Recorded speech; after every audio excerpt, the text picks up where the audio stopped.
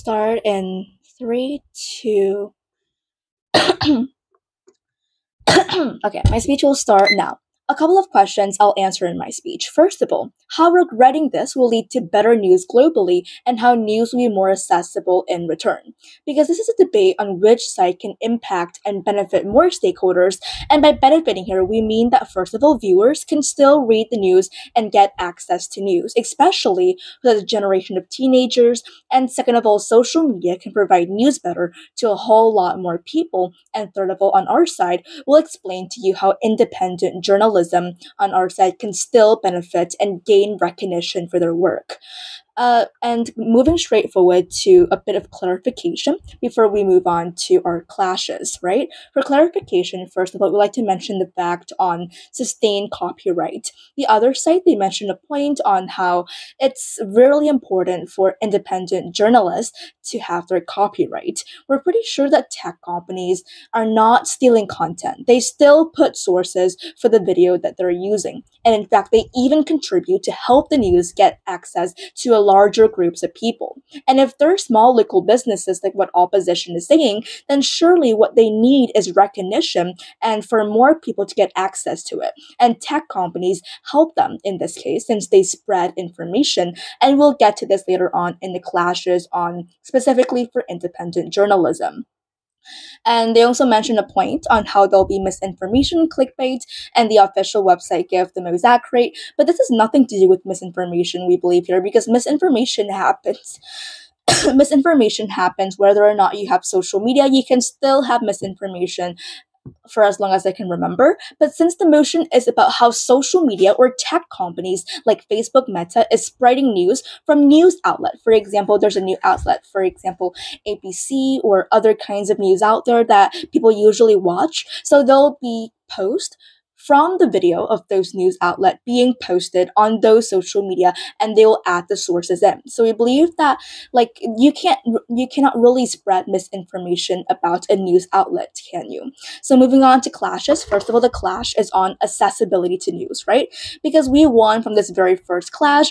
Let's see what is the consequences when the government of Canada actually passed this Canada's Online News Act. The consequences is pretty obvious in the info slide. After failing to reach a deal with Meta and Google, all news was removed from social media platforms, which means that the news like from BBC or that's like just an example, but the news from news outlet in Canada that you usually watch or listen to are being removed and you no longer have access to this because of this act. So first of all, what do viewers want when it comes to accessing the news, right? They want accessibility, they want affordability, and they want it to be fast. And the only way that can bring this to citizens is none other than social media platforms, especially famous ones like Facebook, Meta, or other kinds of platforms. And specifically for teenagers or people who are busy, getting access to news through quick short-form videos is the fastest way possible for them. And we won on this clash right from the very start since opposition failed to prove how their alternative will make news more accessible to people. Because then they say there's other alternatives such as government-funded apps, other kinds of news app, and official apps. But keep in mind that the majority of people spend their time on social media and they consume most of the online content there, along with other breaking news, and they're less likely to download app and pay monthly subscription that they won't even read and know what they want. What they want is easy access and high demand. The second clash is on the monetization of journalism. Like how without this act, we on our side can still benefit those journalists. Because just because we don't pass the act doesn't mean we're neglecting independent journalism. Let's say that the act failed because it relies on big technology cooperation, and when Meta or Google refused, the news outlets suffered. On their side, their news outlets still suffer because their act failed altogether. So before the ban, let's say many small journalists and local outlets, they actually use social media for free to reach audiences. Like if I was an entrepreneur and I want my YouTube videos to get famous, then social media is the only way for me to actually get access to a whole lot of people. And the act basically cut off that free traffic because it hurts those who didn't have big advertising budget.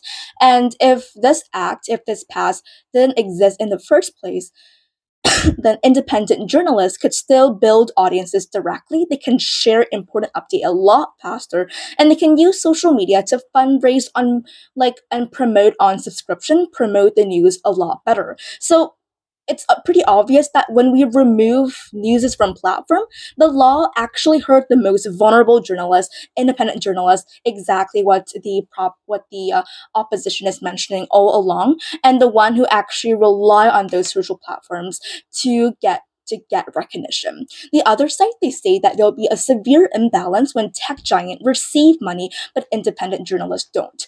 Note the fact that both sides benefit in this game. For tech companies, they help spread the work and use of independent journalism. They make money through views. For independent journalism, journalists, they get paid through funds from the government.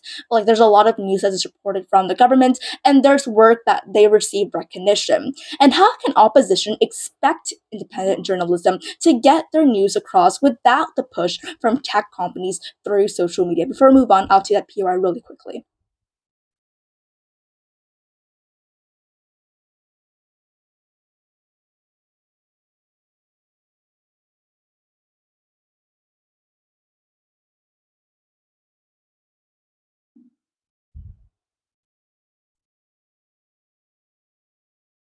We get what you mean, but let me ask you a really simple question. How do you actually get access news every single day? Through short form videos. For example, in the official website, there'll be long videos like 30-minute long and talk about a lot of things. But instead on social media, you can just watch a short video and actually know what is happening. Because for a lot of people, what they want is that they don't need to know a lot about the news. They just want to get updated on the latest news and what is happening worldwide, and that is enough for them. And moreover, Meta and Google distribute a wide range of news from various publishers. When the act was passed, it reduced exposure for smaller outlets, and this actually in turn reduced access to diverse perspective and narrower access. And yes, even if we take the worst case scenario, the tech giant were to exploit news outlet, they still bring back revenue for new outlets compared to now. We believe that the side of opposition is misunderstanding the motion, because basically here, this social media, their main purpose is to give the latest news possible. For example, in times of earthquake, people will just need to know what is happening with the earthquake. They don't need to know the full story, 30-minute long or 1 hour long of the entire story. What they need is a short form video that tells them exactly what is happening. And we believe that social media, what basically it looks like is that they will basically cut the long form video into short little videos and post them one by one and give the sources from the video to the viewer so that the viewers will know where this is from and what news outlet this actually is. And this is how I myself get access to news every single day without having to spend 1 hour of my life watching a very long news video on the official website. Very proud to propose.